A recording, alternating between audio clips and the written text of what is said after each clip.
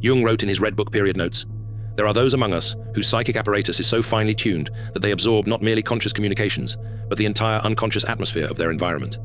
Modern research by Dr. Elaine Aron on highly sensitive persons validates Jung's early observations. Her research shows that roughly 20% of people have heightened sensory and emotional sensitivity.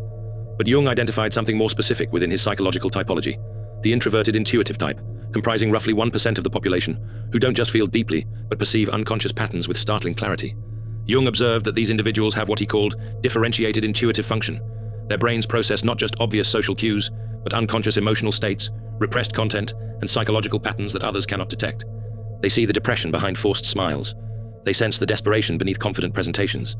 They feel the collective shadow that groups unconsciously agree to ignore.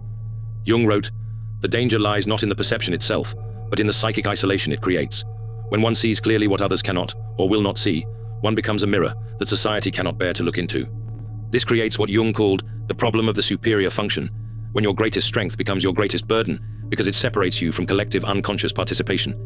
But Jung discovered the real danger wasn't the perception itself, because people with highly differentiated perception see others' unconscious contents clearly. Therefore, they become targets for what Jung extensively documented as shadow projection, where people unconsciously attack them for reflecting what they refuse to acknowledge in themselves. Jung wrote in Psychology of the Unconscious, "Nothing has a stronger influence psychologically on their environment, and especially on their children, than the unlived life of the parent.